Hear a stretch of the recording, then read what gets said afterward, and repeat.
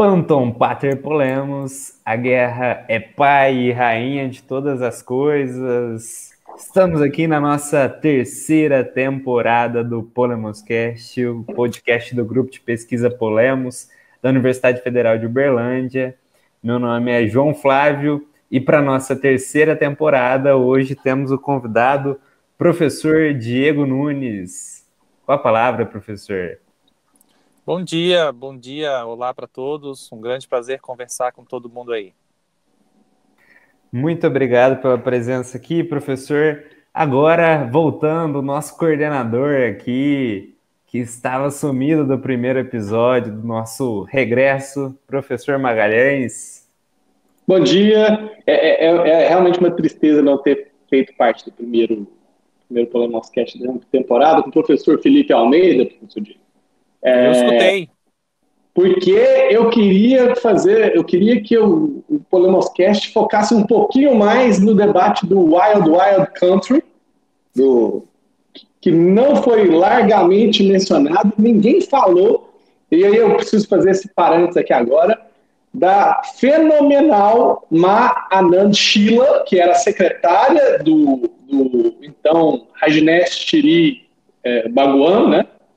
Que ela sim é a personagem principal daquele documentário, e ninguém mencionou ela, e ela hoje dirige um asilo, não sei se ela morreu, mas até há pouco tempo ela dirigia um asilo de velhinhos com Alzheimer na Alemanha, e que mulher fantástica, apesar de muito perigosa. Fica aí o protesto inicial do professor Magalhães. Agora, gente, tô sentindo nessa quarta-feira um clima de amor nesse Polemoscast. Fale lá, Matheus Amoral. Olá, amantes do saber absoluto. Como vão todos vocês aí do outro lado da tela? É uma alegria estar aqui, principalmente conhecendo aqui pela primeira vez o professor Diego Nunes. E é isso aí. Um abraço. É verdade, naquele podcast que nós gravamos com o professor Diego Nunes, você não estava, né? Foi um dos únicos, professor Diego Nunes, que o amante de saber absoluto não pôde estar. Eu acho que ele teve sorte, porque se vocês lembram, naquele dia nós ficamos trancados dentro do estúdio da UFO. Ah, Eu não lembrava disso, não. Você sabe que uma vez eu fui gravar um contraponto lá, um programa que tem aqui na Rádio UFO, e aí a gente ficou trancado lá. Só que a tranca eu acho que deve ter sido mais grave do que a de vocês, porque, por sorte, na minha mochila, eu tinha uma chave de fenda, e aí, uma chavinha de fenda, e aí nós tivemos que desparafusar aquela porta daquele tamanho, daquele peso, e a gente ficou 1 hora desparafusando, porque, obviamente, a chave não era o suficiente e também a habilidade das pessoas com a chave também não era lá uma habilidade, assim, suficiente, né? Mas, enfim. Por mais bom, intelectuais bronzeados no Brasil, né? É verdade. e agora, eu acho que você nunca participou de um Polemoscast, vamos dizer, que não ser o tradicional, né, Luísa Dantas? Então, muito bem-vinda.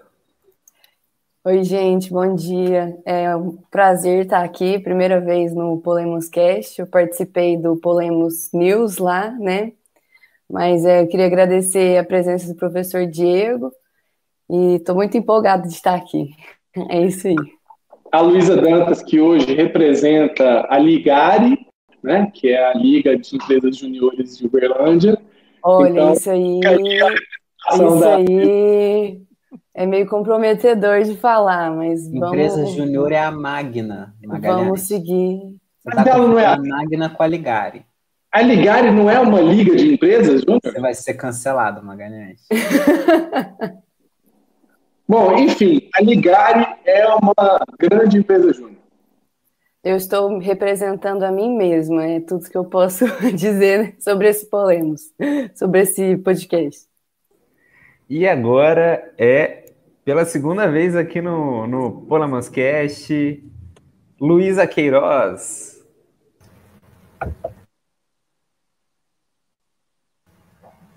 Tá desligado seu Oi, microfone. gente. Voltou agora. Estou aqui de novo. Agora posso fingir um pouco mais de costume. Sou uma podcaster oficial, mais conhecida como Luísa Deep Weber, no meio do Polemos. E não me pergunte por quê. E é isso. Hoje vamos falar sobre assuntos polêmicos. A Luísa já deu uma adjetivada preventiva antes que eu pudesse dizer que ela era a Luísa Deep Weber, né? Então ela já deu uma adjetivada preventiva. Muito bem, Luísa, parabéns. E por último, nosso querido amigo Pedro Henrique Azevedo. Bom dia, boa tarde, boa noite, telespectadores, ouvintes. Meu nome é Pedro Henrique e eis um juízo de fato. Sairíamos melhores dessa sinuca de bico se todos os jogadores estivessem interessados em jogar sinuca. Bom podcast para todos. Bom, para quem está nos escutando, o tema de hoje tem relação com a prisão do deputado federal Daniel Silveira na semana passada, sobre as decisões do STF, enfim. E para isso estamos o professor Diego Nunes, mas antes, claro, toca a vinheta.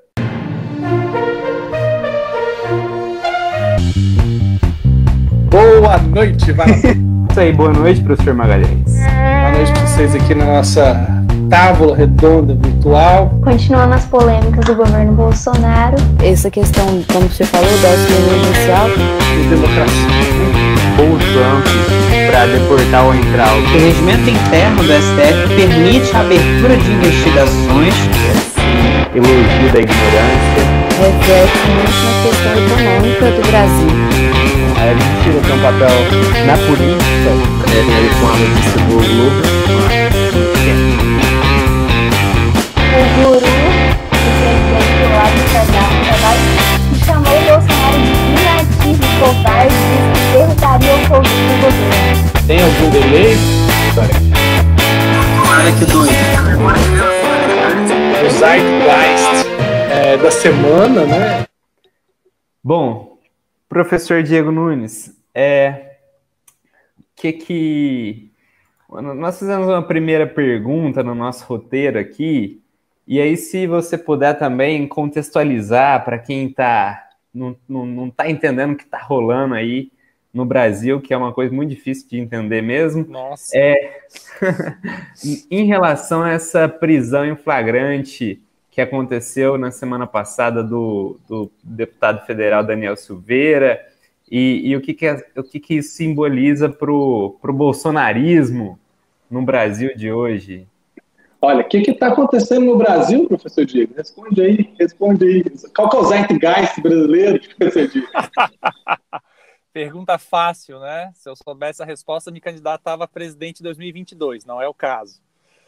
Pessoal, mais uma vez, é um prazer conversar com todos vocês. E começando a resposta do João, pensando especificamente no contexto, né, vamos aos fatos. Né?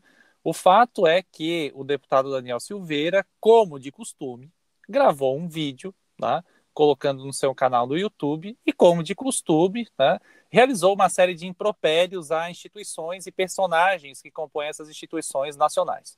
O ataque da vez foi o próprio STF, né, vários de seus ministros, várias condutas, uma série de ilações sobre condutas pessoais e profissionais desses ministros, e também, né, a recorrente evocação do AI-5 e coisas do tipo. Né? Esse é o fato. Né? Como que esse fato foi filtrado dessa vez pelo direito? Porque talvez seja essa a nossa grande preocupação aqui. O fato foi filtrado de um modo talvez inusual. Por quê? Como o deputado Daniel Ferreira já participava, né, como investigado do inquérito acerca das fake news que corre no Supremo Tribunal Federal, o ministro Alexandre de Moraes, que é o relator daquele inquérito, entendeu por bem colocar este fato, que a princípio não tem ligação direta com aquele outro inquérito, dentro daquele inquérito, e promoveu uma prisão em flagrante. E daí a gente pode começar a discutir que prisão é essa. Né? É uma prisão, né, que é prevista de modo excepcional na própria Constituição, porque se trata de um parlamentar, que tem requisitos muito específicos, tá? Então, se trata somente quando o sujeito for pego em flagrante de crime inafiançável. Então, é um requisito duplo para você prender um parlamentar.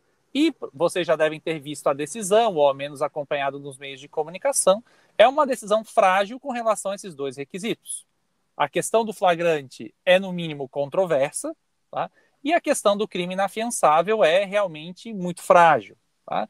É controversa a questão do flagrante porque não existe, né, nos tribunais uma jurisprudência consolidada de quando se encerra o flagrante em um crime cometido via rede social, via internet, especialmente pensando em um veículo como o YouTube, que é aberto e, a princípio, eterno. Tá? Então, não se tem uma clara configuração disso, ou seja, quando que se encerra o estado de flagrância, ou seja, quando o sujeito faz a transmissão ao vivo, quando o sujeito posta o vídeo, 24 horas após o vídeo, que seria o prazo tradicional de um crime cometido por meios materiais, e daí a gente tem essa discussão a ser feita. Tá? Então, nesse sentido, nesse primeiro quesito, apesar de não ser um raciocínio impossível, alguns juristas apoiam a ideia, ele é um raciocínio que ainda carece de maior debate, para dizer o mínimo. Com relação ao crime inafiançável, tá? Basicamente, o ministro se valeu de uma visão tautológica. Tá? Então, o crime é inafiançável porque a prisão foi feita em flagrante. Tá? Se você pegar a decisão, ele não consegue explicar muito bem os dois requisitos. E daí nós entramos em um problema. Os penalistas e os processual penalistas tendem, né, em sua maioria, entender que os crimes inafiançáveis são aqueles apenas previstos na Constituição.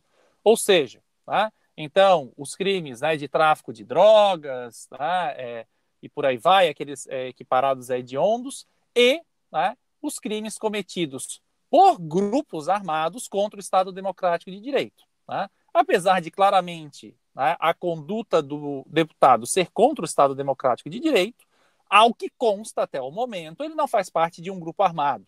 Tá? Então, restaria as hipóteses comuns que o Código de Processo Penal tem para não se aplicar fiança. Só que isso não significa que o crime não seja inafiançável. Isso significa que exige uma análise caso a caso. Né? Então, nesse sentido, que a decisão é bastante frágil. Os fatos são esses e a filtragem jurídica feita foi essa. Por fim, qual é a acusação imputada ao deputado? Foram imputados ao deputado uma série de crimes previstos na Lei de Segurança Nacional de 1983, que deu movimento desde a Lei de Anistia de 79 e fazem parte do processo de transição, tá?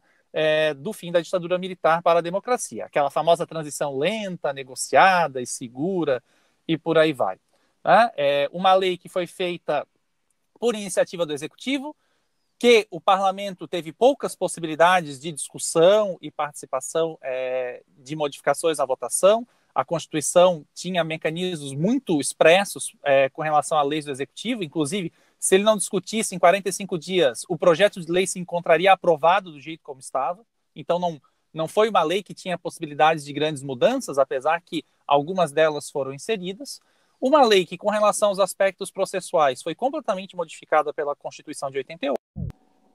Então, basicamente, né, essa ideia de que nós temos uma lei de segurança nacional que nasce na ditadura, é feita por um processo legislativo bastante truncado, fruto da Constituição antidemocrática do período ditatorial, e que teve pouco uso, pouca aplicação de 1983 e principalmente de 1988 para cá.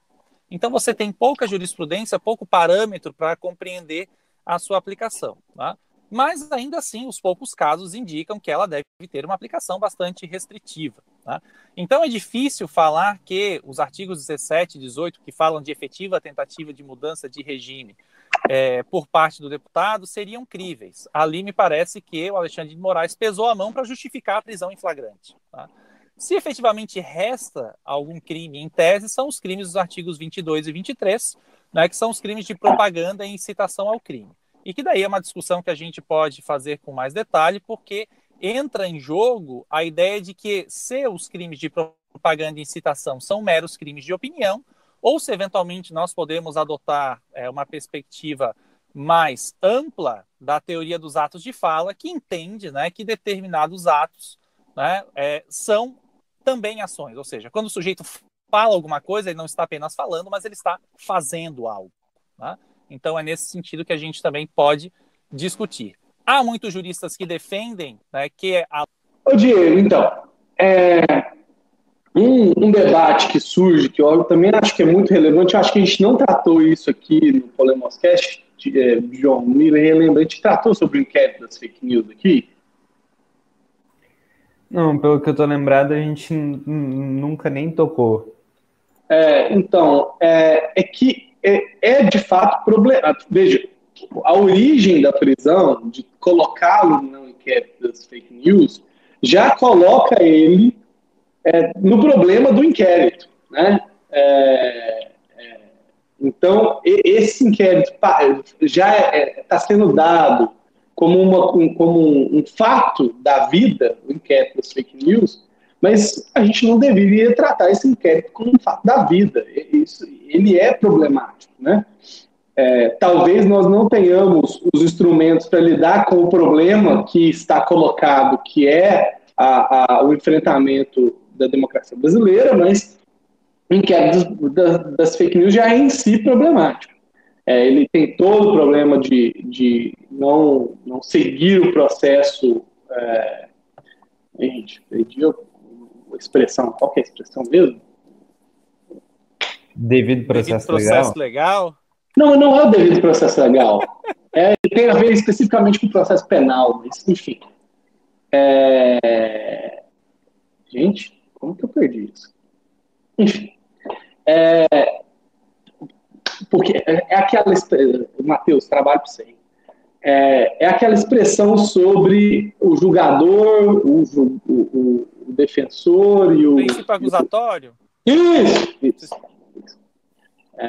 É isso que eu estava tentando lembrar aqui. Tem todo esse problema, tem o problema de desconsiderar a questão online como dependência do STF também, o que a gente vê como também as nossas legislações, tanto no caso da flagrância dentro do contexto de internet, né? Quanto como essas legislações não estão adaptadas para esse mundo virtual, e aí a gente tem que fazer um pouco de ginástica argumentativa, mas eu queria também que a gente debatesse um pouquinho antes, mas não muito, porque é interessante a gente discutir a questão da prisão do deputado, depois aí a aplicação da Lei de Segurança Nacional, como o Diego já falou, mas um pouquinho antes sobre isso, assim. Já não é problemático o suficiente o inquérito das fake news, e aí o Alexandre de Moraes, ao dar uma resposta de ofício, coloca de ofício o vídeo dele no inquérito das fake news, e aí, enfim, faz tudo o que faz, e aí o STF responde colegiadamente, de modo unânime, tornando as coisas ainda mais difíceis, e depois eu quero partir para a discussão propriamente política do que realmente está em jogo, né? Mas, enfim, eu queria te ouvir um pouco sobre isso, e quem mais quiser falar sobre isso também aqui. Bem, me parece que o teu comentário já coloca de modo bastante claro alguns dos problemas que nós enfrentamos aqui.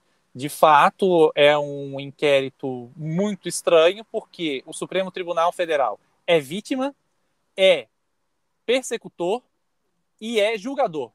Ou seja, ele cobra o escanteio, corre para cabecear e apita para dizer se o gol foi legal ou não. Tá? Então, é realmente um instrumento muito estranho, que surge de um desarranjo institucional que parte, principalmente, do papel atual que tem a Procuradoria-Geral da República. Tá? Ou seja, a ideia de que a Procuradoria-Geral da República não é o suficientemente independente para dar conta disso. Se a Procuradoria-Geral da República deve ou não ser independente de um governo, essa é uma outra discussão bastante importante e que já surge desde governos anteriores e com outros episódios. Então, é interessante também, inclusive, a gente pensar modelos institucionais para situações de crise, que me parece que é o que se encontra aqui.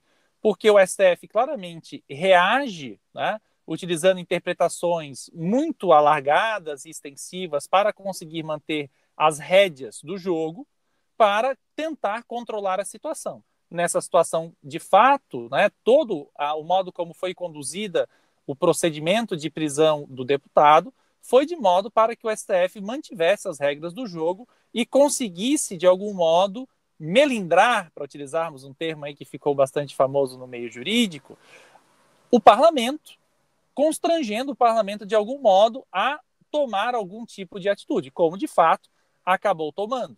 Se nós olharmos toda a questão sob o prisma do processo penal e entender que o princípio básico do processo penal moderno no Brasil é que toda formalidade se constitui uma garantia ao acusado, tá? Então tudo cai por terra.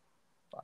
Mas nós sabemos que o que está em jogo aqui é um procedimento que busca uma tentativa de rearranjo e de reequilíbrio entre os poderes. Então, nesse sentido, a gente entra em uma espécie de um vale-tudo constitucional ou algo do tipo.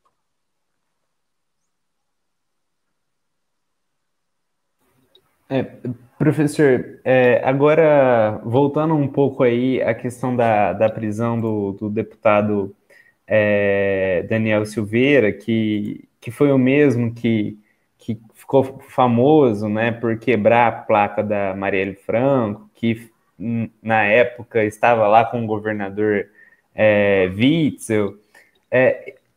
O Daniel Silveira, ele assim, em relação porque o próprio Jair Bolsonaro, ele ganhou grande repercussão, tratando também desse aparato constitucional em relação à defesa de opiniões. Quando teve aquele problema com a Maria do Rosário, ele muitas vezes se pautou nisso, e se é um sentido assim que entre essa defesa constitucional, essa defesa do processo penal, qual que é o limite que a nossa política tem ou deve ter em relação a pessoas que têm atitudes como a do Daniel Silveira, assim?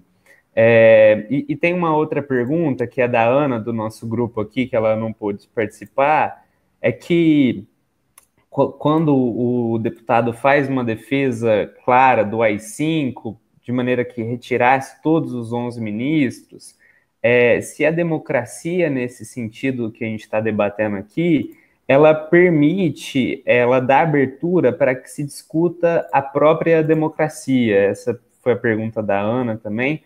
E se você puder tentar pegar um pouco disso. Vamos lá. Respondendo primeiro a tua pergunta, né? Com relação aos limites. O limite efetivo nós não sabemos, porque o limite efetivo ele é dado pelo jogo político, e o que nós temos notado, justamente com esses últimos episódios, é que cada uma das instituições, na medida do possível, tenta, né, puxar a corda para si. O caso da prisão do deputado, claramente o STF resolveu esticar a corda, tá? E o parlamento resolveu, não arriscar. Então, basicamente, foi isso que nós temos. Então, o jogo em si, nós não temos o limite efetivo. Agora, o que vai acontecer, mas onde ele deve estar é de modo bastante claro na nossa Constituição e no modo como nós conseguimos interpretar a nossa Constituição. E daí o que me parece é que essas instituições, em nome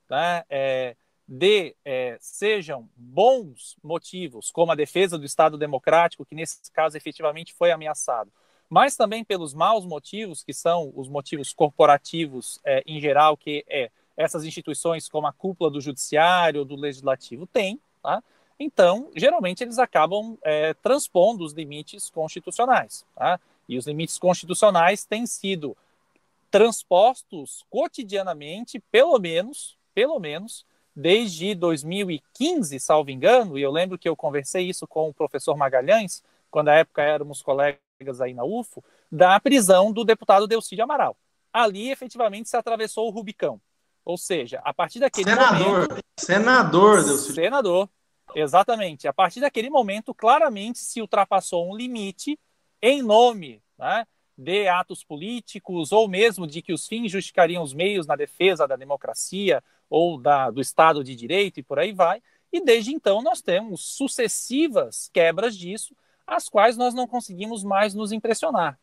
Então, entre o limite efetivo e onde o limite deve ser, é mais ou menos aqui, faço uma distinção simples entre a política e o direito. A política vai buscando ressignificar esses fatos e continuar jogando o jogo enquanto existe arena e bola para que o jogo seja jogado, mas o direito, nesse sentido, é quem acaba saindo perdendo, porque ele se torna fragilizado, menosprezado, e os seus canais usuais de utilização acabam perdendo força. Haja vista que, por exemplo, né, após toda essa movimentação, efetivamente o Procurador-Geral da República instaurou investigação e procedimento com relação ao deputado, inclusive fazendo, por exemplo, um enquadramento jurídico mais adequado, que é justamente tentar demonstrar o quê? O que na verdade aconteceu? O deputado estava tentando coagir os ministros dentro do inquérito das fake news. Então, e nesse sentido existe um crime previsto no Código Penal, artigo 344, que faz algum sentido haver algum tipo de investigação para ver se efetivamente aquelas ilações que o deputado fazia tinham como objetivo fazer com que os ministros recuassem na atuação que o Supremo Tribunal Federal tinha. Tá? Apesar de que a gente pode discutir se, afinal de contas, o inquérito é ilegal na sua forma constitucional, então talvez, no final das contas, não exista o crime. Mas, em algum sentido, existe uma lógica de raciocínio no caso da PGR e que também se limita às questões de propaganda e de incitação da Lei de Segurança Nacional, que efetivamente são os crimes possíveis de serem cometidos mediante atos de fala, tá? E não atos concretos como aqueles que os artigos 17 e 18, que prevêem tentativas efetivas de mudança de regime. Então nós teríamos que ter reuniões, coisas semelhantes ao que aconteceu ano passado com as manifestações de abril, por exemplo, onde você tinha deputados como ele financiando, empresários financiando, organizações incitando as pessoas a irem à rua, especialmente no momento em que o Brasil se encontrava praticamente todo em lockdown. Tá? Então ali efetivamente você pode falar de crimes de atos mais concretos. Já nessa questão do deputado, a gente tem uma discussão mais de fala. Tá? Então, seria isso. Tu podes me repetir a pergunta da Ana? A pergunta dela é se a democracia, do jeito que a gente tem vivido em relação a essa atuação do STF, permite questionamentos contra a democracia, no sentido de que a gente o Matheus enviou um texto do Rafael Maffei que tinha esse tom, né, em relação a até que ponto eles não podem ser atacados, né? Seria nesse sentido, eles como o STF. Sim, essa pergunta é bastante interessante.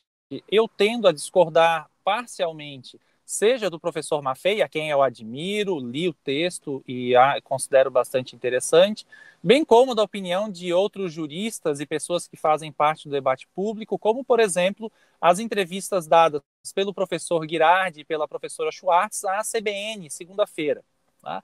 Em que eles tratavam mais ou menos a situação nos mesmos termos. Tá?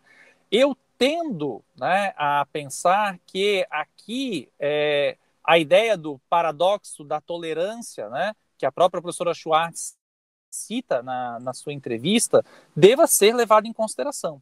E o único modo de nós não tolerarmos aqueles que são excessivamente intolerantes e, portanto, ameaçam o Estado Democrático de Direito é com algum instrumento jurídico minimamente, né, palatável.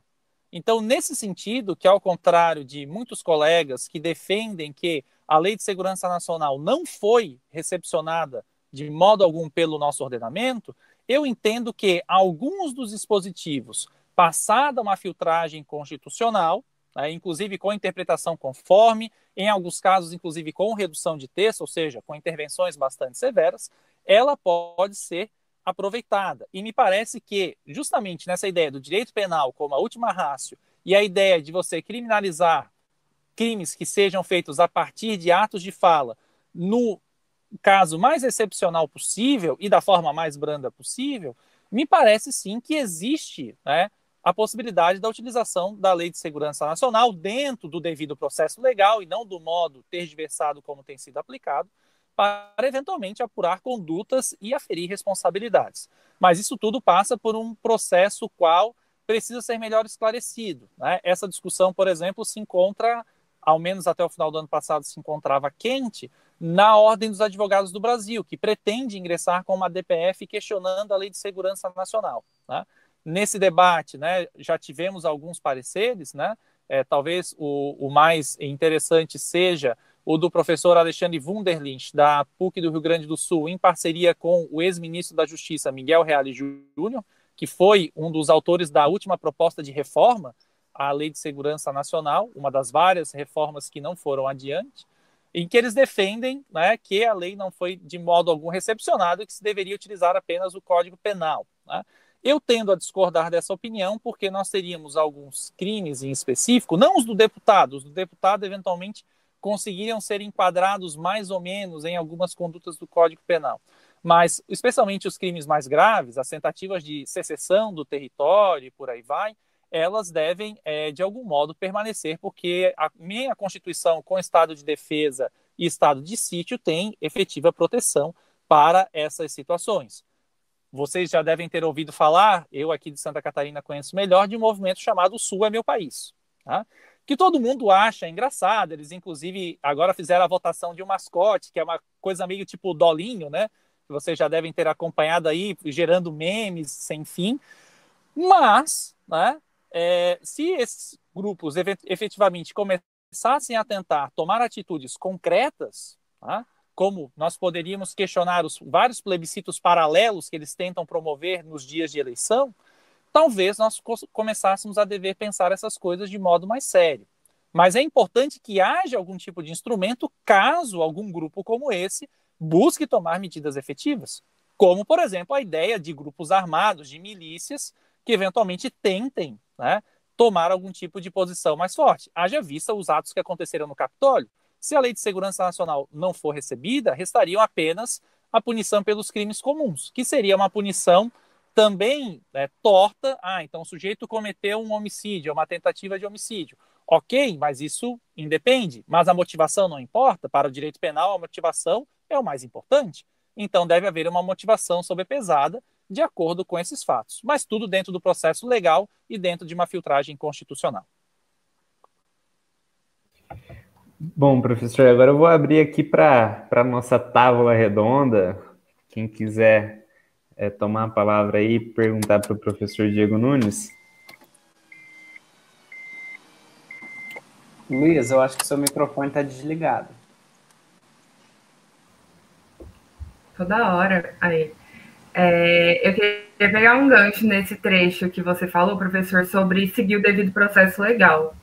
Eu sinto que a gente está numa suposta guerra santa, seja pela democracia, pela Constituição, contra a corrupção em alguns casos, e nela vale tudo, inclusive ser corrupto, quebrar prerrogativas democráticas, não seguir códigos ou a Constituição por um bem maior ou pelo fim da história, enfim. Quão legítimo é passar por cima da lei, das condutas democráticas, em nome da proteção das instituições, ou em que medida isso se torna um ato de autofagia mesmo ao não tolerar o intolerável, a gente acaba se deteriorando nossas instituições. Excelente pergunta, Luísa. A pergunta da Luísa também pode ser traduzida em: o Brasil tem jeito? Sim, o Brasil tem jeito, como qualquer lugar tem jeito. A minha resposta para a Luísa é bastante simples. O vale tudo somente é legítimo quando nós estamos em um processo revolucionário. Inclusive, a violência é legítima em um processo revolucionário. Só que um processo revolucionário pressupõe que você não esteja defendendo as instituições, mas seja uma tentativa extrema de modificação radical das instituições. Então, eventualmente, se nós tivéssemos um ato revolucionário para justamente nos livrarmos de todas essas desarranjos institucionais que nós tivéssemos para instaurar um regime de maior democracia, né, a revolução, inclusive a violência, ouso dizer aqui, seriam legítimas. Tá? Porque uma vez instaurado um novo regime mais democrático, esse regime, tá, não seria passível de um escrutínio pelas antigas instituições. É claro que, em tese, alguém pode me entender mal e achar que o lado contrário também funcionaria. mas esse novo regime instaurado não seria um regime legítimo, né? E, portanto, estaria também, né, ali sujeito a uma contra-revolução, que na verdade seria a revolução efetiva. Né? Basta nós pensarmos o quanto esse jogo de palavras já foi utilizado na história brasileira. Né? A Revolução de 30, a ditadura militar, todas elas se avocaram como revoluções, quando na verdade, né, não necessariamente estavam dispostas a efetivamente transformar todas as instituições. Tá? Então acho que a resposta que eu dou é justamente nesse sentido. Aqui a gente está literalmente no confim entre o direito e a política. Me parece, Diego, queria ouvir também todo mundo sobre isso, que aí quando a gente vê esse embate, né, entre, digamos, o bolsonarismo, que começou mais efetivamente em março do ano passado, né, no dia 15 de março do ano passado, que foi o primeiro ato contra as instituições, e o STF, o que nós poderíamos dizer sobre essas duas forças e como essas duas forças se inclinam diante da Constituição? Como eu tenho visto, né, essas duas forças se inclinarem diante da Constituição. E aí vocês sabem muito bem como eu vejo isso há muito tempo, né? De um lado, a questão é que, de um lado, o lado do bolsonarismo, a retórica é muito clara. E aí, o vídeo do Daniel Silveira é um vídeo muito bom para isso, ou seja, muito bom para vir à tona o conhecimento. É um vídeo de explosão da Constituição. Né? Então, eles querem, de fora, explodir a Constituição. Né? E isso deliberadamente. Né? Então, de uma maneira deliberada, eles querem explodir a Constituição. De outro lado, então, no caso aí especificamente do STF, há muito tempo nós vemos, seja por um ingresso no jogo político, né? Seja por incapacidade dos seus ministros, ou seja por projetos políticos dos seus ministros. Eu acho muito interessante as opiniões do professor Christian Lynch sobre como existem dois ministros que têm projetos políticos muito claros, que são Gilmar Mendes e Barroso, né, que tem um projeto, né, específico, e não que outros não tenham, mas os dois têm projetos muito claros do que são, né, visões, visões muito específicas, mas como que o STF, então, vem há algum tempo derretendo a Constituição, né? Então, e aí de dentro, né? Então, se o bolsonarismo quer explodir a Constituição de fora, o STF não é necessariamente que ele queira. Eu acho que aí não há um sentido deliberado. Bom, não sei. Mas ainda não há nenhum discurso deliberado de derretimento da Constituição, e de desfazimento dela, mas eles derretem a Constituição de dentro. Ou seja, nós temos duas forças que, no fim e ao cabo, estão no fenômeno produzindo efeitos parecidos, que é o efeito de degradação da Constituição. Se em uma corrói socialmente e politicamente, o outro corrói internamente. Então, o efeito no fim das contas, convergente. E é por isso que o STF, talvez não percebendo, alimenta, porque aí alimenta diante de todas as forças, né? Todos conseguem perceber que, apesar de, digamos, queremos ver uma punição ao Daniel Silveira, ao ver o que o STF faz, sabe que o STF não está fazendo isso de acordo estritamente com os ditames constitucionais, e aí desde quando a gente está falando das fake news, né? Então, o efeito geral, a consequência geral, eles são concorrentes nesse crime de degradação do ambiente do projeto constitucional brasileiro, que já vem há algum tempo, né? Pode falar, Diego. Não, eu entendo o que tu colocas, eu tendo a concordar com relação ao resultado, ou seja, o resultado é a desestruturação do nosso sistema político constitucional, mas nós temos de distinguir como as coisas se dão. Então, como tu falas, né, o projeto do bolsonarismo, porque o bolsonarismo é muito maior do que o Bolsonaro, e o Bolsonaro, na verdade, é um elemento menor do que é o próprio bolsonarismo.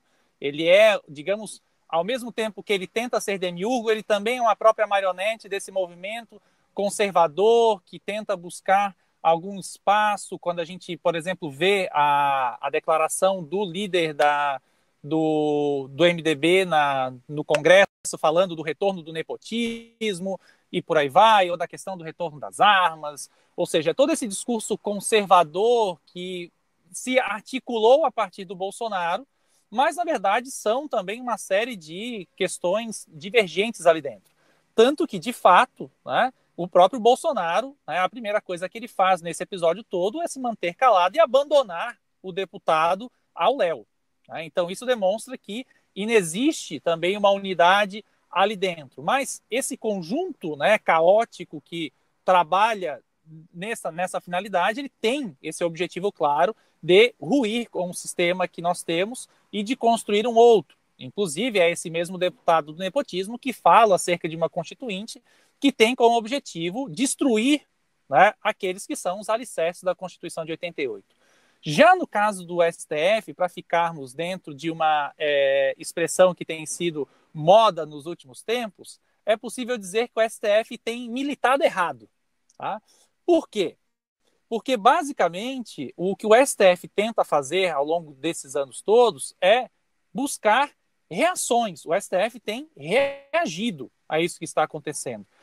Me parece que faz tempo que o STF não tem mais agido. E daí vou utilizar o teu exemplo. Talvez o último grande momento em que o STF agiu de fato faz, a essa altura, quase 20 anos, que foi o período em que o Gilmar Mendes foi o presidente da corte, onde efetivamente a corte muda o seu papel, assume uma postura que nós podemos chamar, grosso modo, de ativista, e deixa de ser o STF, esse estranho desconhecido, né, lá do tempo da ditadura militar, e passa a ser o STF que se coloca como um protagonista do debate político nacional, mas a partir do direito.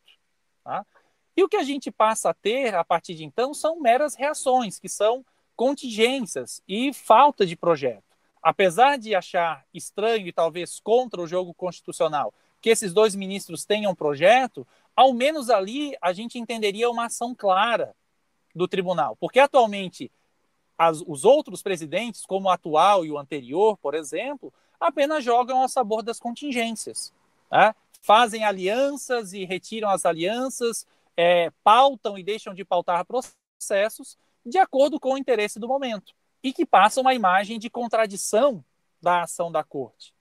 Porque, ao menos, né, com todos os defeitos que Barroso e Mendes tenham, eles têm coerência dentro dos seus próprios projetos. Tá? Então, apesar disso, e de ser contra o jogo constitucional, ao menos você consegue entender o sentido da ação. Agora, simplesmente, as ações não têm mais sentido, são apenas reativas e, portanto, acabaram, inclusive, gerando o próprio descrédito do STF com relação aos outros poderes, especialmente perante a sociedade civil. Aí tem uma outra coisa, Diego, que também, assim, que também tem um pouco a ver com o que o professor Christian Lynch menciona, e que é uma coisa que a gente já tem debatido há algum tempo, então é só porque ele levantou a bola esses dias, porque nós temos um outro componente, um outro jogador aí, que não é propriamente o jogador bolsonarista, mas que está aliado ao jogador bolsonarista, que são as Forças Armadas. Nesse jogo das Forças Armadas, qual que é a leitura do professor Christian Lynch, que eu tendo a concordar, mas talvez num outro viés. Mas aí eu vou aqui descrever um pouco da leitura dele para dizer. 88 muda o eixo do poder moderador. Então, o fim do império faz com que o poder moderador fique perdido, só que ele continue espiritualmente presente, digamos assim. E aí, por conta da República ser instaurada por militares, os militares meio que capturaram o poder moderador e exerceram, digamos assim, essa moderação ao longo da história brasileira. Né? Enfim, Getúlio, fim de Getúlio, 64 e assim por diante, menos 88, e aí menos 88 também entre aspas, porque é isso que você disse, né? A abertura foi amplamente negociada, com largos benefícios aos militares e assim por diante. Mas aí em 88 mudou o eixo do poder moderador para o STF. Isso é leitura do professor Lynch ainda, que, de novo, eu tendo a concordar. E os militares aí não se satisfizeram com isso. E é por isso que agora também tendem a fazer reações, e o tweet e o livro do Vilas Boas é a grande revelação disso, né? E nesse espírito, digamos assim, a luta também está um pouco sobre quem deve ser o guardião da Constituição, ou seja, nesse caso, quem deve ser o poder moderador, que ficou aí na história brasileira e que é muito também flagrante que naquela ação que eu acho que foi o PDT que fez, o Luiz Fux rechaçou que as Forças Armadas seriam o poder moderador, mas deixou nas entrelinhas sem dizer quem era o poder moderador e quem o Fux achava que deveria ser o poder moderador, que nós sabemos que o Fux especificamente acha que são o próprio STF, e na leitura do Lynch, o STF se tornou, de fato, o poder moderador. Eu acho que não é, e aí já é a minha interpretação. Eu não acho que o STF seja o poder moderador. Eu acho que, de fato, há uma disputa por isso. Há uma disputa por esse espólio. E eu não estou dizendo que esse espólio deva existir ou não, mas há uma disputa sobre esse espólio. E mais, né? Há uma disputa, a disputa sobre a ordem de 88 acabou. A disputa agora é sobre o próximo pacto. O próximo pacto pode manter vigente a Constituição de 88. Formalmente pode manter vigente. Mas a disputa é sobre o próximo pacto. E é isso que a gente está vendo. Se o próximo pacto vai ser um pacto, vai manter vigente a Constituição de 88 dentro das balizas que o STF determinar, ou se nós teremos um outro pacto que é capitaneado, por exemplo, com o Ricardo Barros, no caso do bolsonarismo, né, dentro ali do viés bolsonarista, ou se algum outro pacto. Eu cada vez mais fico convencido de que a gente tinha que entrar nessa luta de um jeito diferente. Mas eu ainda não vou falar sobre como que a gente deveria entrar nessa luta.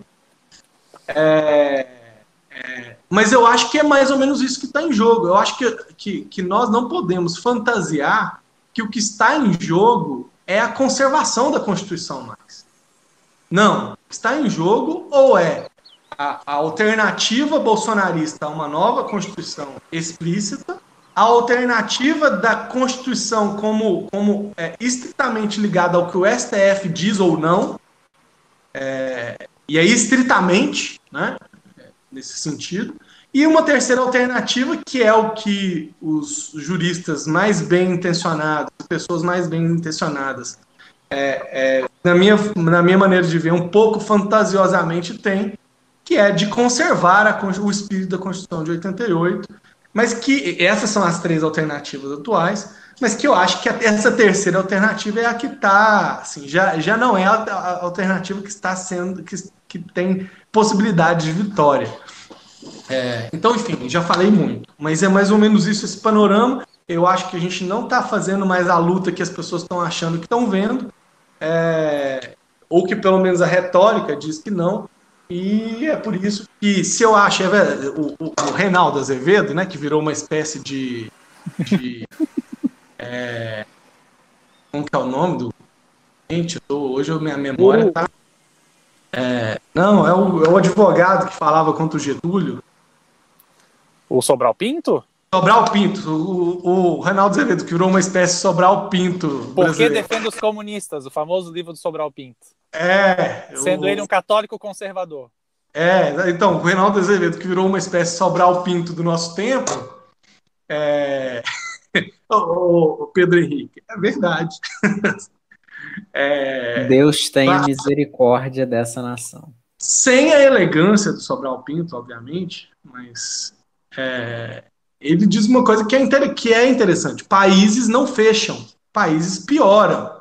Então, é sempre possível achar uma alternativa e lutar por uma alternativa, ainda que nós muito provavelmente veremos que as coisas virão piorar progressivamente, né?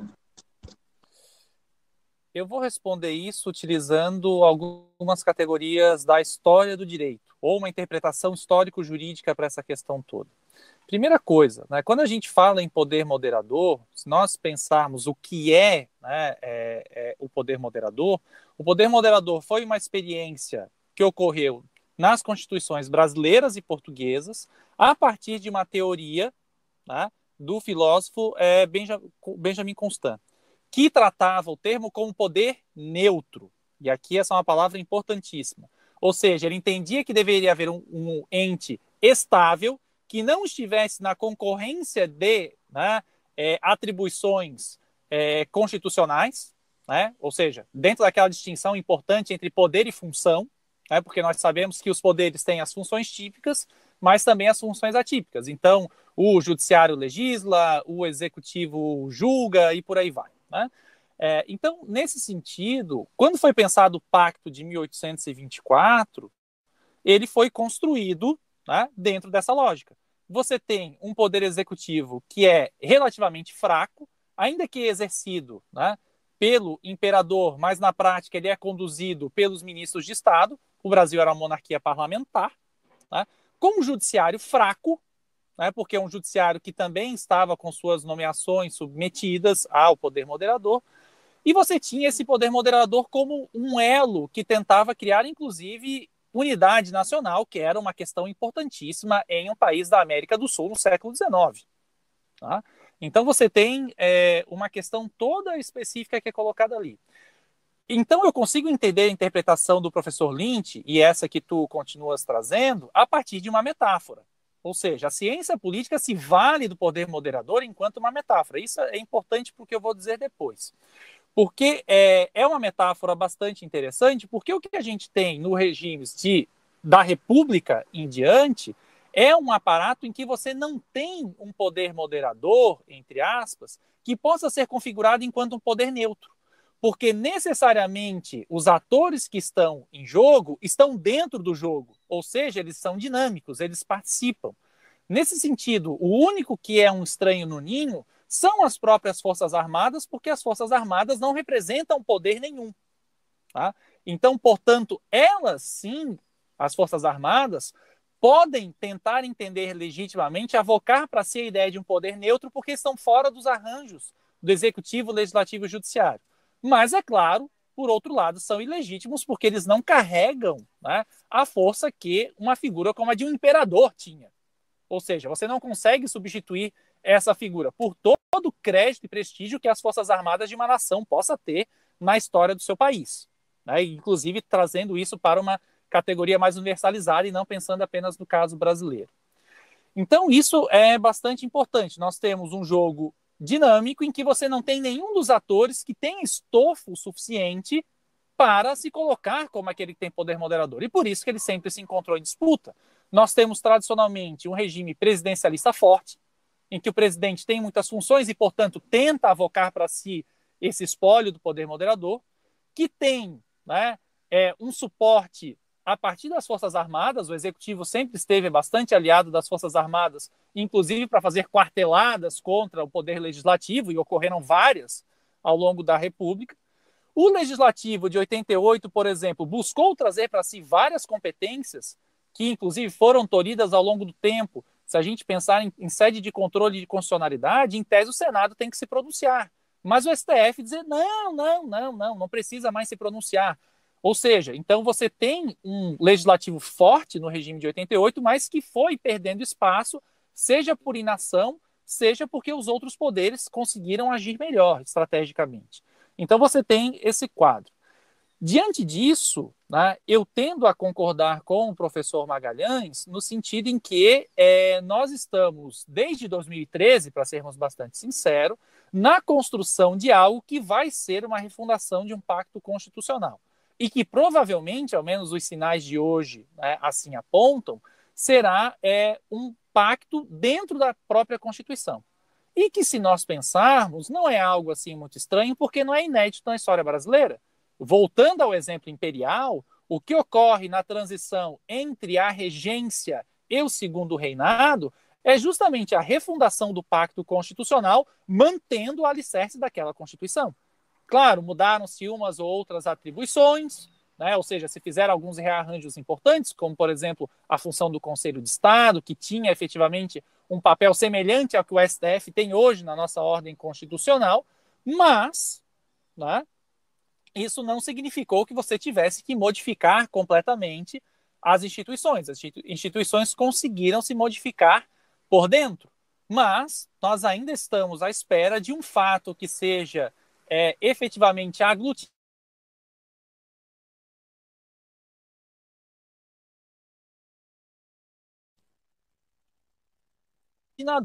como for, quero dizer com isso, só para terminar, que na prática, talvez a refundação desse pacto constitucional por dentro seja estabelecer, ainda que indiretamente, para algum personagem, efetivamente a figura do poder moderador. Porque no segundo reinado isso funcionou bem, por exemplo. Ou talvez, e daí aqui o historiador do direito tem que reconhecer que ele não tem direito a fazer predições, né? Que nós vamos experimentar algo completamente diverso, que nós eventualmente caiamos em uma ditadura, ou que eventualmente nós tenhamos a refundação por uma nova Constituição, né? Porque o futuro, né, como sempre, para o nosso deleite, está em aberto. Diego, eu intervi porque eu achei que você tinha travado aqui, e por isso que eu falei alguma coisa. Mas... Deve ter travado para vocês, aqui para mim estava bom. Eu não sei se mais alguém aqui da Távola Redonda tem alguma pergunta para o professor Diego Nunes, porque nós temos um quadro novo aqui hoje, por questão do tempo. Seria bom a gente já passar para ele. Professor Diego Nunes, o nosso novo quadro tem o nome dado pelo professor Magalhães, que é o Fala que eu estudo!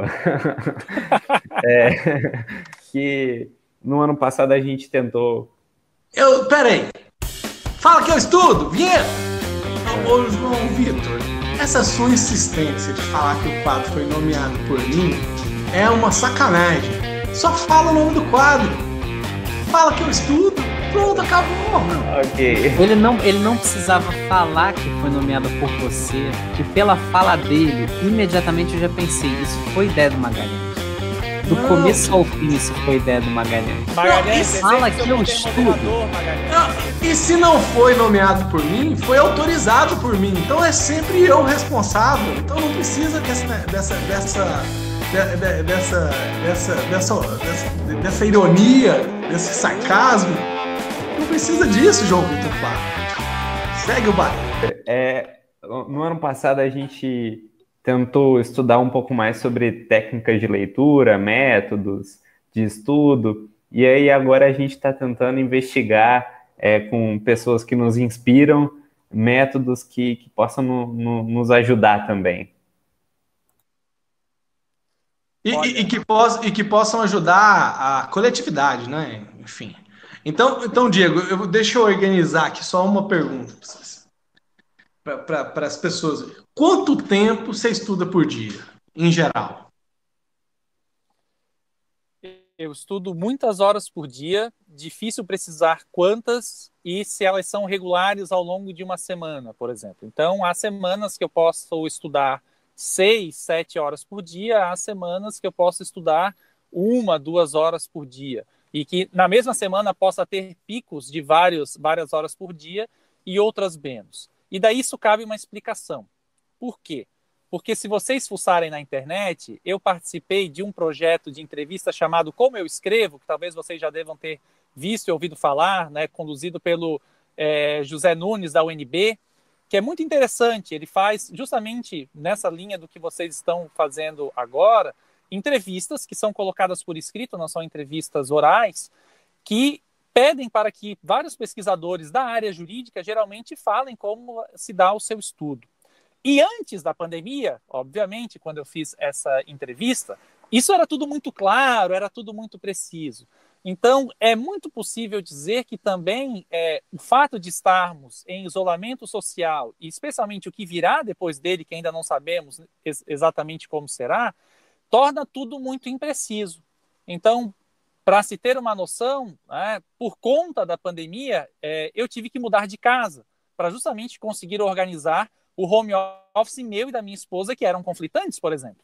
Tá? Nós tínhamos o home office no mesmo cômodo, por razões da natureza do trabalho de ambos, que são diversas, era impossível mantê-lo no mesmo cômodo, porque eventualmente ela precisava fazer ligações e eu precisava de silêncio. Então, justamente esse tipo de coisa fez com que nós tivéssemos que fazer a loucura que foi uma mudança durante uma pandemia, mas que agora tem, por exemplo, notado para ambos melhoria na qualidade do trabalho. Tá? Então, o que eu quero dizer?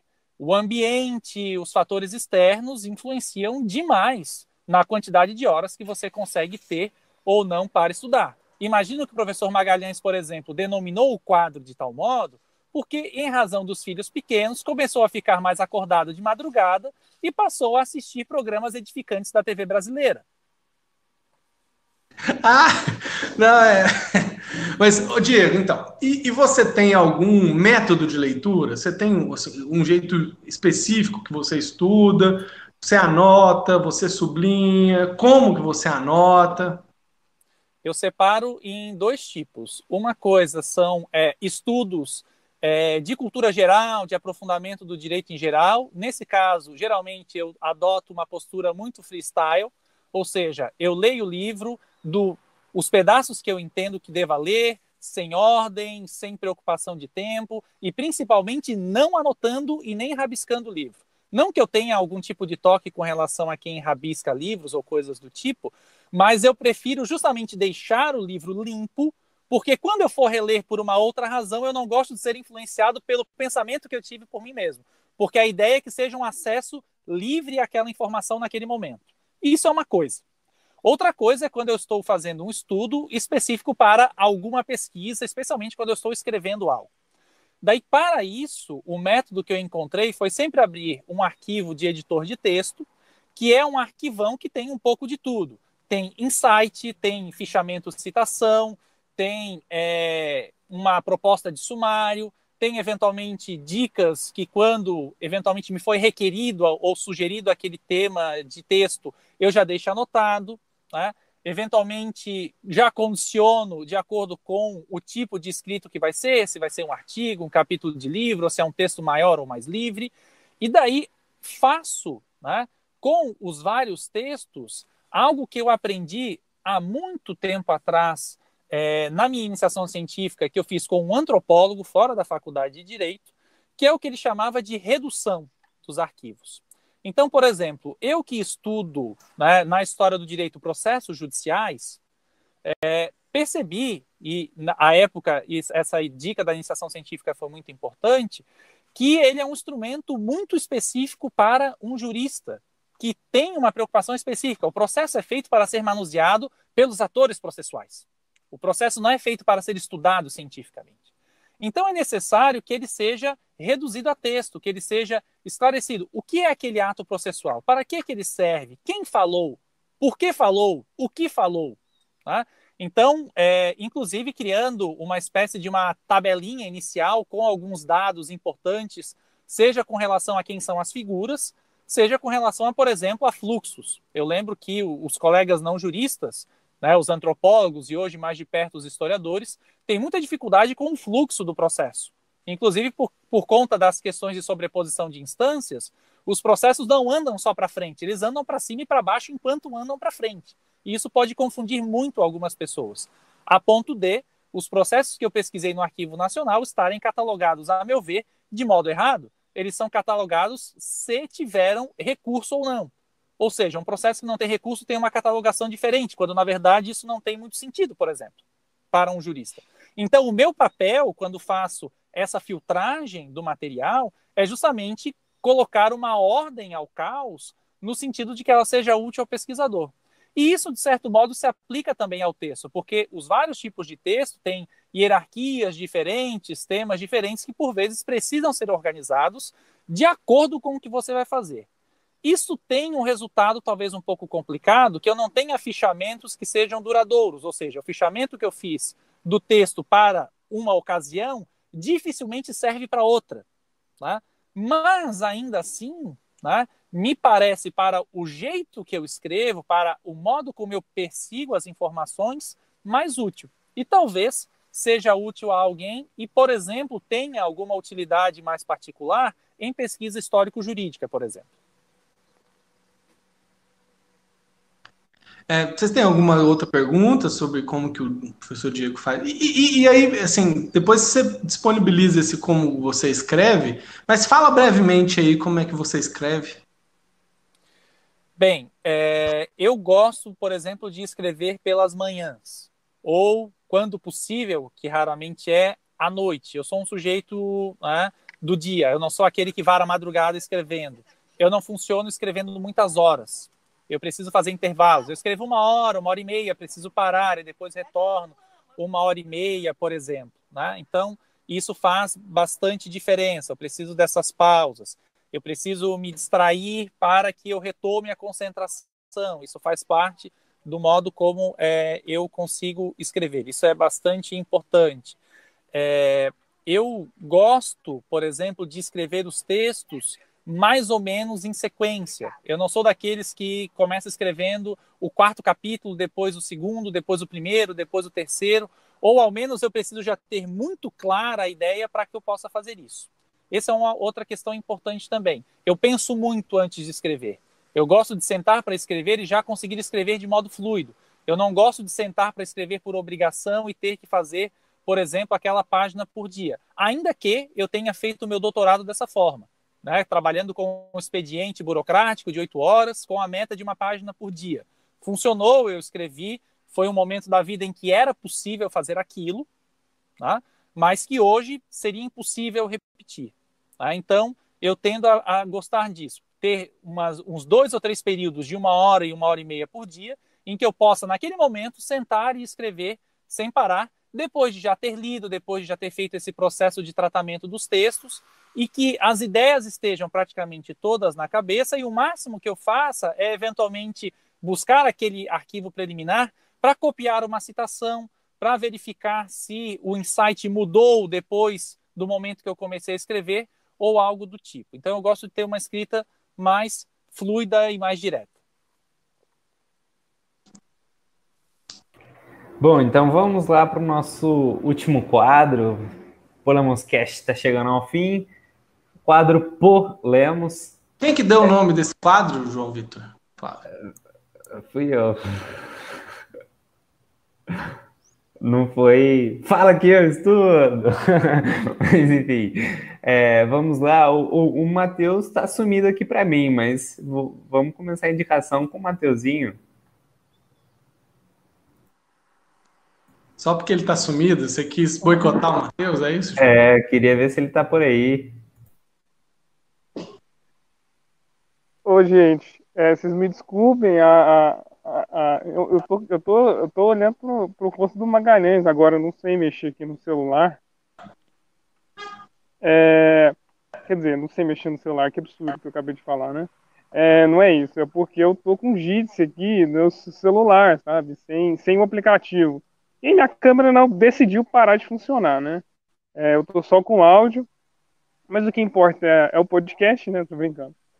Mas, assim, eu não falei nada, eu queria aproveitar essa indicação, que eu chamaria de indicação, intuição, desafio. Porque, assim, eu vou indicar um livro, que é um livro que eu comecei a ler, né? Eu tentei fazer uma leitura profunda, mas por questão de tempo, etc., vários fatores, eu não consegui terminar, né? E eu quero fazer isso, que é um livro do professor Salgado, O Direito como Máximo Ético. A ideia de justiça, a ideia de justiça no mundo contemporâneo, né? Ou direito como máximo ético, um livro do professor Joaquim Carlos Salgado. E por quê? Né? E por que eu chamo de intuição, desafio? Porque, na verdade, eu quero... tem alguma coisa nesse livro que me leva a seguinte intuição. Ontem, e eu vou tentar ser breve, né? Já que eu não falei hoje, eu quero aproveitar e falar um pouco aqui. Ontem, o professor Magalhães falou... Compensar. Eu tenho que encerrar, porque eu vou editar esse podcast de 2 horas. Olha, tem coisa para cortar, viu? Enfim, ontem o professor Magalhães, no seminário Seguiliano, comentou sobre uma coisa que ficou na minha cabeça, que seria a diferença entre política e a consciência da política. Então, o que acontece é que hoje, digamos assim, nós temos consciência da política. E eu imagino que um dos fatores que é o resultado da consciência da política é o direito. Né? O direito é como se fosse a conscientização da política, para um fazer político. Né? Mas por que eu estou falando isso? Porque parece que no cenário que foi desenvolvido hoje pelo professor Magalhães, pelo professor Diego, principalmente, né? Com o professor Diego falando, por exemplo, que nós estamos num liame entre política e direito, e com todas essas manifestações do Poder Judiciário, sobretudo do STF, que são ao gosto das contingências, como o próprio professor Diego falou, né? E aí eu cito, por exemplo, a questão da imunidade parlamentar, que é uma loucura, né? Enfim, eu tenho a impressão de que esse agir, por exemplo, do STF, é um agir político, mas nós não temos consciência dessa politicidade, né? Eu acho que isso é uma chave interessante para pensar. Sobretudo a disputa, portanto, que nós temos de construir uma consciência dessa politicidade, né? E essa disputa ela pode ser a reverberação, ou pode desaguar, por exemplo, na disputa por um novo pacto, né? Então, o que eu estou tentando intuir uma coisa assim, sabe? Eu estou tentando pensar nesse sentido. E aí, por isso que eu escolho esse livro, porque ele é um livro que fala sobre consciência política e consciência jurídica. E ele é muito rico, muito interessante, pelo que eu pude ler, assim, e eu quero terminar de ler ele. Por isso que fica um desafio também aí para o ouvinte pensar essas questões. Enfim, é isso. Muito obrigado, amante do saber absoluto. Luísa Dantas, sua primeira indicação no Polemos. Nossa, eu fui pega muito de surpresa, mas eu queria... Não leu o roteiro, né, Luísa? Porque tava lá no roteiro. Gente. Corta essa parte, tá, gente? O João tá virando cada vez mais um ditador, né? Eu quero reivindicar minha participação nesse Polemos Cast. Toda participação que envolveu o meu nome foi para me envergonhar, entendeu? Eu quero tá deixada aqui minha indignação, brincando. Eu estou lendo um livro que, assim, não é muito bem do contexto dessa questão que a gente tratou hoje aqui no podcast, mas é sobre o mito da propriedade, que ele trata sobre as questões relacionadas à tributação e o que é a justiça na tributação. Eu acho que, em vista do que a gente está vivendo em relação, agora na pandemia, ficou um pouco mais assim de lado, mas em relação à reforma tributária, que vem aí com tudo, assim que a vida política permite ela, eu acho que é um livro bastante enriquecedor para a gente tratar sobre esses temas, sobre essa questão do que seria justo de tributar e como que o governo traz os princípios de justiça dentro desse direito material. É isso. Muito obrigado. Quem são os autores, Luísa? Ai, meu Deus, eu não lembro. Deixa eu olhar aqui. Não lembro, vou deixar anotado. Luísa, olha, eu queria dizer que o João tá virando a Sheila do Polemos. Tá certo, indignação, Luísa. Luísa, falando nisso, qual que é a sua indicação? A minha vão ser 3 indicações. A primeira, mais essencial delas, é uma matéria da Piauí, chamada O Deputado Marombado, um dia na vida atribulada de Daniel Silveira. imperdível, é incrível viver um dia com Daniel Silveira. A segunda indicação Vocês perceberam, um segundo, vocês perceberam o adjetivo que ela utilizou, né? Só para conseguir. Essencial. Incrível. Tá. Não, é incrível, eu fiquei abismada. A segunda é o livro A Máquina do Ódio, da Patrícia Campos Melo, não sei se vocês já ouviram falar. Ela trata de fake news, violência digital, e é bem interessante para ver essa disputa, assim, como está se dando essa disputa que a gente comentou hoje. E a terceira indicação é um podcast, na verdade, que não é o Polemos Cast, chama Rádio Escafandro, o podcast, e o episódio é o 39, mais precisamente, chama João Paulo Cuenca no País da Pós-Censura, e vai falar também desse turbilhão digital que pode acontecer na sua vida, às vezes com um tweet, e dessa disputa mesmo. Os autores do Mito da Propriedade é o Liam Murphy e o Thomas Nigel. Obrigado, Magalhães. E, Pedro, quais são as suas indicações de hoje? Então, e devo pensar aqui que o Pedro ficou caladinho hoje, impressionante, né? Nossa, saudades, Pedro. O deboche é inacreditável, né? Vamos lá. Saudades mesmo, isso não foi deboche. Eu fiquei com saudade das suas intervenções. Entendi. Diferente da Luísa, que foi pega despreparada, eu não fui pego despreparado, mas também não tinha muita indicação. Não, então eu vou fazer duas. Uma delas é um clássico, e aí em texto, como era originalmente o plano do Polemos e como gostaria o professor Roni, e outra dela é um filme para eu não perder o meu hábito. O texto clássico que eu vou indicar é O Raízes do Brasil, de Sérgio Buarque de Holanda, publicado originalmente em 1936, por um motivo específico, que foi um texto que eu me lembrei durante a discussão, porque um problema que importa para o Sérgio Buarque de Holanda é pensar por que algumas instituições não conseguem se implantar em solo brasileiro. Quais são as origens disso, mais como um historiador, inclusive, do que como um sociólogo, que ele faz essas reflexões. E é um livro que eu gostei muito quando eu li, e é um livro que eu li para um grupo de estudo, e a discussão em torno dele no grupo de estudo foi muito acalorada, e eu acho interessante como esse livro desperta essas paixões hoje. Especialmente se a gente pensa o contexto em que Sérgio Buarque de Holanda escreveu e o contexto que a gente lê hoje. Por que algumas ideias causam furor, por que outras a gente aceita com mais tranquilidade, outras não, e por aí vai. E eu acho o último parágrafo do livro muito profundo. No grupo de estudo, ninguém falou sobre o último parágrafo do livro, mas eu acho o último parágrafo do livro essencialmente filosófico. E é um parágrafo para o futuro, inclusive. E pensando que esse livro tem o quê? 36, quase 80 anos? É interessante, bem interessante. Então eu espero que as pessoas, quando cheguem no último parágrafo, lembrem dessa intervenção. E outra coisa que eu vou recomendar é um filme, e esse é um filme difícil de recomendar. Ele se chama Rede de Ódio, é um filme polonês de 2020, dirigido por, eu não sei se vou pronunciar o nome dele, Jan Komasa, Jan, J-A-N.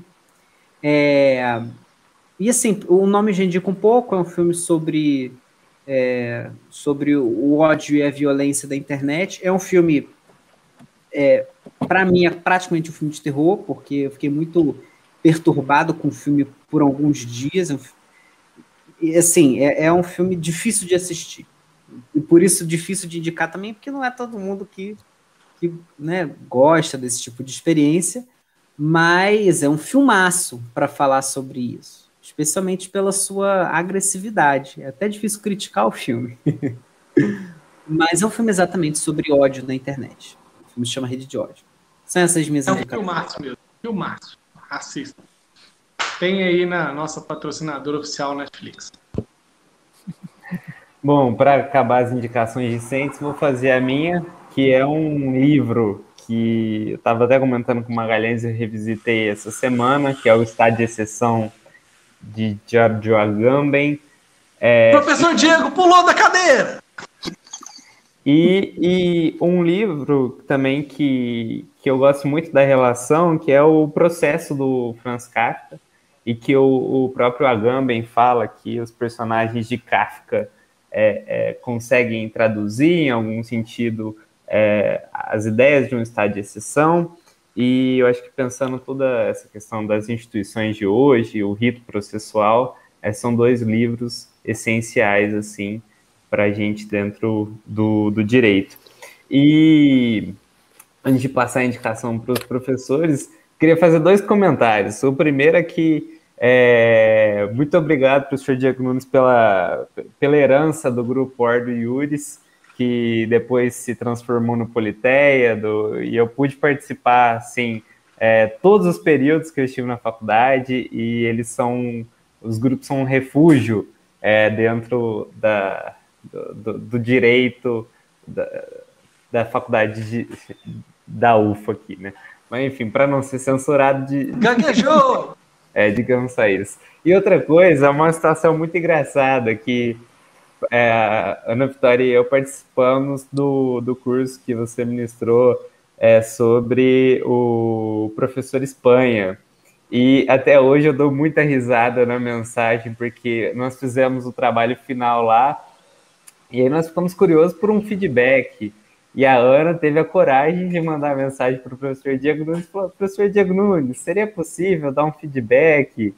E aí ela falou: seria possível também dar para o meu namorado João e tal, né? Porque eu, com muita vergonha de pedir. E aí a mensagem do professor Diego Nunes foi a seguinte: se a patroa pediu, a gente obedece, vai lá o feedback. Professor Magalhães, suas indicações. Eu só queria deixar também, estou usando muito essa palavra consignado aqui, mas, Matheus, essa fala do João tem que vir no início do podcast. Você copia ela, coloca ela no início do podcast e deixa ela também normal agora para ter contexto, mas ela tem que acontecer no início do podcast. Bom, eu vim um pouco despreparado para esse podcast, enfim, porque eu estou lendo coisas muito aleatórias ultimamente, né? Fora, obviamente, os nossos estudos internos do Polemos, mas eu estou lendo coisas muito aleatórias nesses últimos tempos. E aí, mas eu vou falar, né?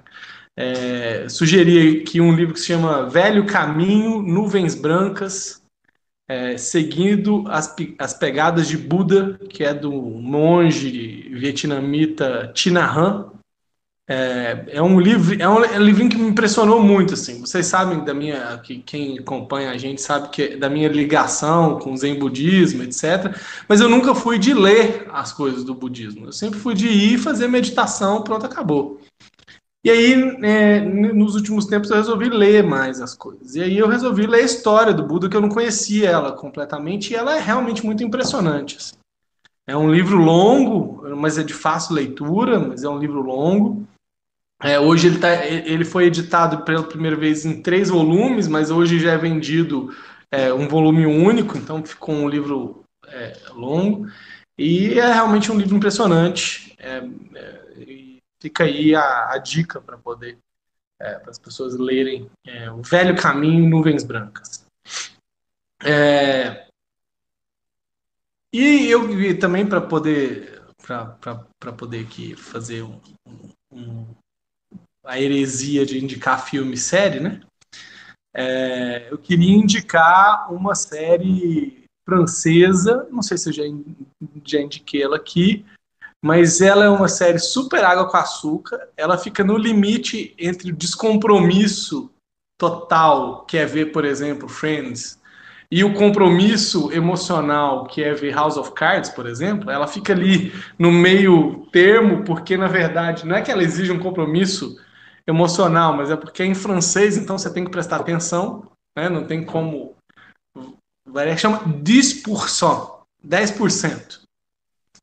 Que série gostosa de ver, porque, inclusive, um dos protagonistas da série é Paris. Né? E sempre quando tem Paris no meio, a gente está aí assistindo, e eu já vi que eu vou ser obrigado a ver essa série nova aí, que é o Lupin, né? Lupin, não sei. você é obrigado a ver por causa de Paris. Né? Então, assim, fica aí essas duas indicações. E A Escavação, filme da Netflix também, nosso patrocinador oficial. Então, vamos lá para as indicações do professor Diego Nunes. E antes disso, eu queria indicar também, o professor Diego Nunes tem um podcast para quem está nos escutando, também lá no Spotify, quiser acompanhar mais conteúdos do professor Diego Nunes, que foi professor aqui da UFO também.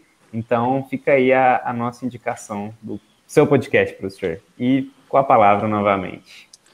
Não, obrigado pela indicação. Lembrando que o podcast, na verdade, é apenas um braço do canal do YouTube, né? Então, as produções são geralmente feitas pensando no vídeo e que a gente faz adaptações em áudio. Inclusive, a última série do YouTube, que é a História do Direito Penal, né, em vídeo, a gente começou o trabalho de adaptação para podcast, inclusive com as dublagens das vozes em língua estrangeira, para justamente poder facilitar o acesso, por isso que ela ainda não está disponível, mas em breve também vai estar lá tudo certinho no Spotify.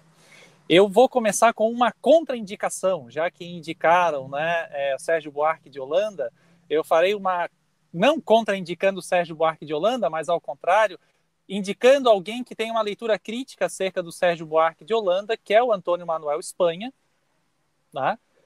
Tem um livrinho dele chamado Caleidoscópio do Antigo Regime, que é uma coletânea de artigos, e o primeiro artigo fala sobre o Antigo Regime nos trópicos.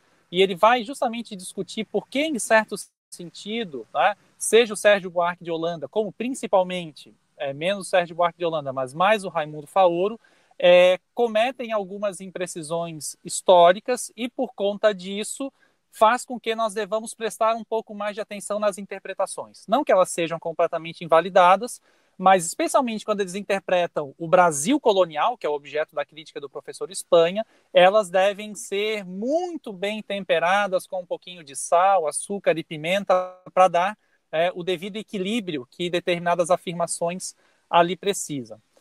Vou dar uma indicação literária também, né? Eu e a minha esposa, a Juliana, durante essa pandemia, resolvemos fazer uma imersão em distopias, né? Ela, nesse momento, se encontra com o Admirável Mundo Novo, razão pela qual eu ainda não posso ter acesso ao livro. Eu já fiz o 1984 com uma pré-temporada em A Revolução dos Bichos, confesso, até hoje na minha vida não os tinha lido, e agora posso dizer que os li, em que pese, né, sacrilégio, imagino para muitos, não ter gostado de 1984, né, acho que é superestimado em termos literários, ainda que, né, a história, a mensagem, o quanto o autor é culto, é muito interessante. Eu estou lendo uma outra agora, nesse exato momento, que eu tenho gostado mais, que é o Fahrenheit 451. Tá? Talvez pelo meu estilo de literatura, mais direto, né, mais carnal, né, e não tanto a literatura como um momento para divagações teóricas e filosóficas, né? Então, acabou se encaixando um pouco mais no meu estilo, né? E tem muitos ali na lista, né? O próximo é o Conto da Aia, segue por Laranja Mecânica e esperando vagar o Admirável Mundo Novo para tomá-lo. E por fim, fazendo uma indicação de vídeo, né, completamente distoante, né, já que indicaram séries, eu vou indicar uma série a qual vocês só têm um único motivo para assistir, que é Florianópolis, né, que é Largados em Floripa, no Amazon Prime. Né? Ali, claro, ensina muito sobre masculinidade tóxica ou coisas do tipo, né? Então, nesse sentido, talvez seja uma visão antropológica interessante a ser feita, mas assim como Magalhães gosta de ver Paris, eu gosto de ver Florianópolis, e as tomadas de vídeo de paisagem são muito bonitas, e apenas aqueles 3 ou 4 minutos em que isso acontece, eu recomendo arduamente a que vocês assistam. O professor Diego, tem duas coisas que eu queria comentar nessas suas indicações. A primeira é que dá para perceber que a infância do professor Antônio Manuel Espanha foi cheia de caleidoscópios, né? Assim, ele deve ter adorado caleidoscópios na infância dele. A segunda é que uma vez eu estava lá zapeando pela Amazon Prime Video e aí vi esse negócio de, eu acho que Soltos em Floripa, né? Soltos. Ah, perdão, indiquei errado o nome. É porque a gente confunde com Largados e Pelados porque é uma versão balada daquilo. É uma versão urbana de Largados e Pelados. E eu vi aquilo lá e eu não consegui entender o propósito. Eu falei, não tem nem nada, é realmente só, né? As tomadas da ponte são muito bonitas. É verdade, é verdade. Agora, eu só aproveitando essa coisa de distopia, essa não é bem uma distopia, mas é um livro sobre, é uma ficção científica que se chama O Fim da Infância, do Arthur C. Clarke. É um livraço também, e nesse caso, a história é que alienígenas chegaram na Terra, basicamente isso, e o governo deles é melhor do que qualquer um nosso, e aí então é muito interessante o governo alienígena. Então fica aí a dica. É muito bom o livro, muito bom. Bom, então chegamos ao final do nosso Polemoscast. Muito obrigado para o Sr. Diego Nunes mais uma vez. Obrigado a todo mundo. E nosso tradicional acabou o programa, acabou o Polemoscast. É isso, gente. Até a próxima. Até. Rapaz, vocês quase acabaram com a minha bateria, hein? 2 horas de podcast.